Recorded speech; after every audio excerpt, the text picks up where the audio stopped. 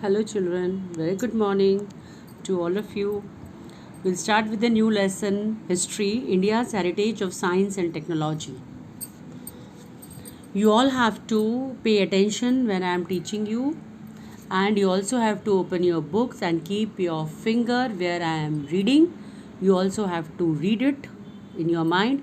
Keep your finger on each of the word and on each of your line, and afterwards and in between you will also see, if you see the page you will see the answers are marked on it, and while explaining I will give you the details of it, that this answer. So while writing the answers in your notebook, question answers, you will be looking into it.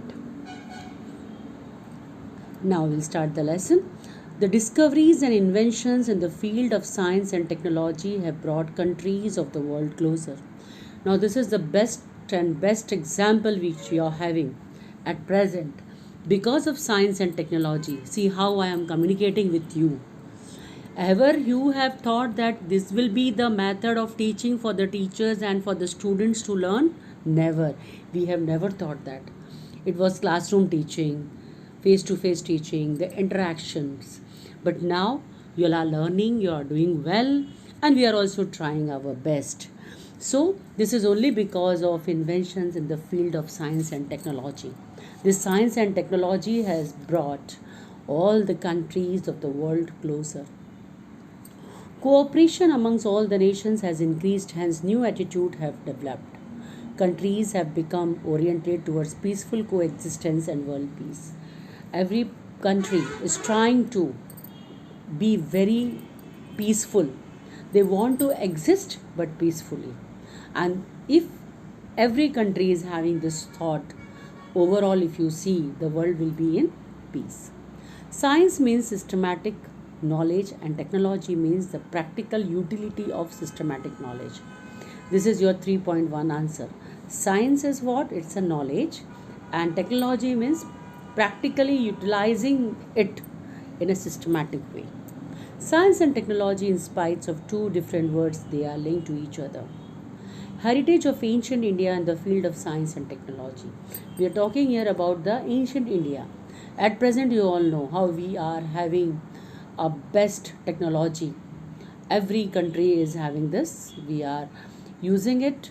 We are having a good knowledge of it, and everybody knows how to make use of it.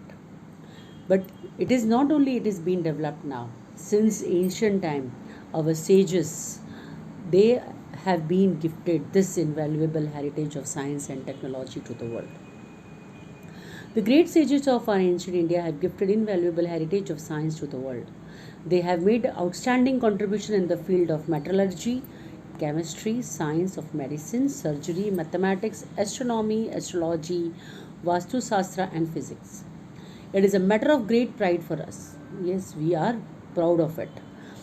India has contributed not only in the field of literature, art, religion, education, and philosophy, but also it has made immense contribution in the field of science and technology.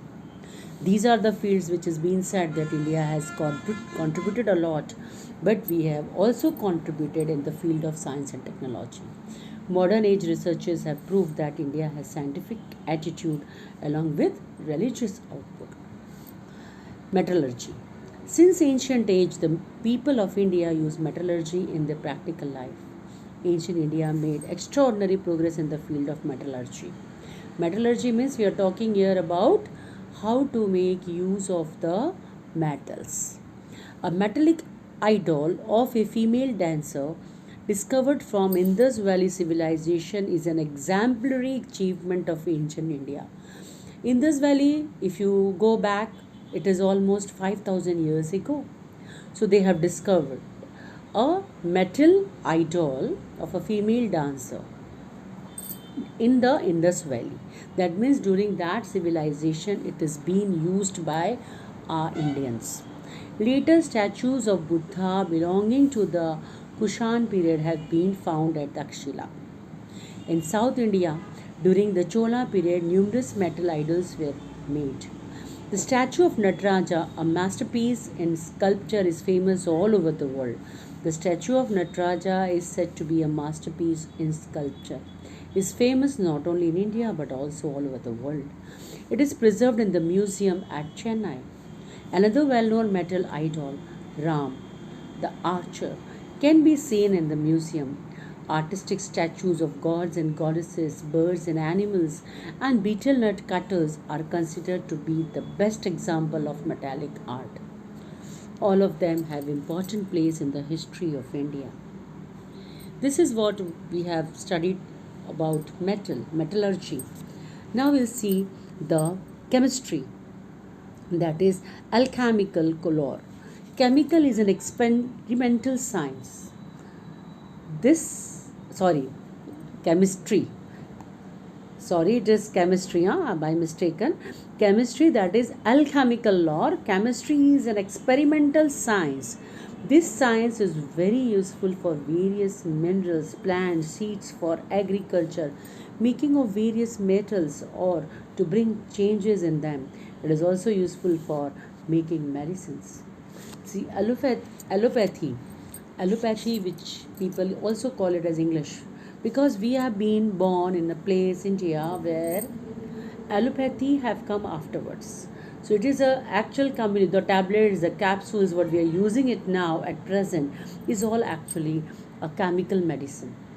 It is a combination, proper combination of chemical.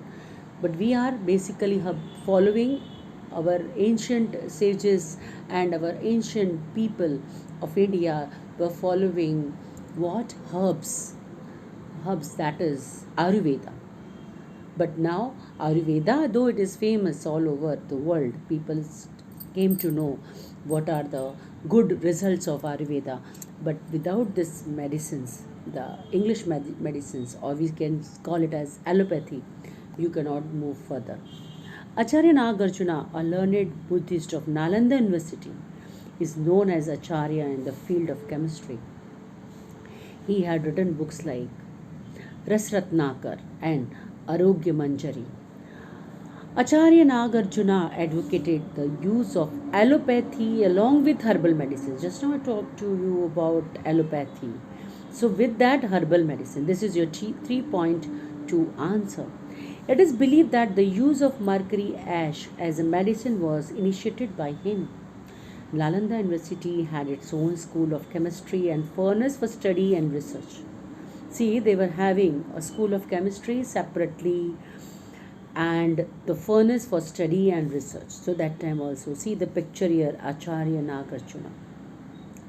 The description of main rasa, uparasa, 10 types of poisons as well as various types of salts and ash of mineral is seen in the chemistry. The copper statues of Buddha reflect an expert knowledge and skill in the field of chemistry. The copper statue of Buddha discovered from Sultanganj in Bhagalpur district of Bihar is 7.5 feet high and weighs 1 ton. The statue of Buddha at Nalanda is 18 feet high. An extinguished example of Vijay Stamba, the 24 feet high iron pillar which weighs 7 tons, built by Chandragupta II. In spite of nature's fury over centuries, the pillar has not yet corroded. This is the best example of alchemical lore of India. See, this is iron pillar. This is in Delhi. And it has been not rusted और ये घिसा हुआ नहीं है, ये खराब नहीं हुआ, इतने सालों से ये ऐसे का ऐसा है. So see how the combination they must have used. It is the best example of alchemical lore of India. This is your 1.2 answer. We'll continue with the next point, science of medicine and surgery. Now see children, India attained an unprecedented achievement in the field of medicine and surgery. This is 1.3 answer in this paragraph, the whole, and you can see how it has been marked. So this is your 1.3 answer. Since ancient period, Maharshi Charak, Maharshi Shushruta and Vagbhatta pioneered the Indian medicine, science and surgery through their intense researches and reached to the greatest height. यानी कि उस समय भी हमारे यहाँ पे medicine और surgery भी होती थी. In this details we are going to study about surgery, how it is being carried out. Maharshi Charak has written a book, Charak Samhita, in which he has mentioned over 2000 medicinal herbs. तकरीबन 2000 herbs उन्होंने mention किए उसमें, उनकी लिखी हुई book चरक संहिता में. Maharshi Shushruta has mentioned instruments used in surgery. The instruments were so sharp and that they would split a single vertical hair into two division. सोचिए, एक हेयर हमारा, एक बाल कितना महीन, कितना थिन होता है. उनके पास ऐसे ऐसे औजार थे, ऐसे ऐसे इंस्ट्रूमेंट थे जिससे कि वो एक बाल को भी दो पार्ट में बदल देते थे. Vagavatta has written a book, Bhagavatta Samhita, is also a very important work. Study of Charak Samhita, Shushrut Samhita and Bhagavatta Samhita is very useful for every doctor. Those who are going for medical, they all have to go through these books. Hindu herbal science of ancient time is enriched with huge collection of minerals and medicines from plants and animals. This has presented a detailed and complicated process of making medicines, the classification and their usage. They could even stop blood circulation with ball-shaped bandage. They could skillfully operate on abdomen, kidney, cataract, hernia, stone piles and bladder, etc. That time it was being done all these surgeries.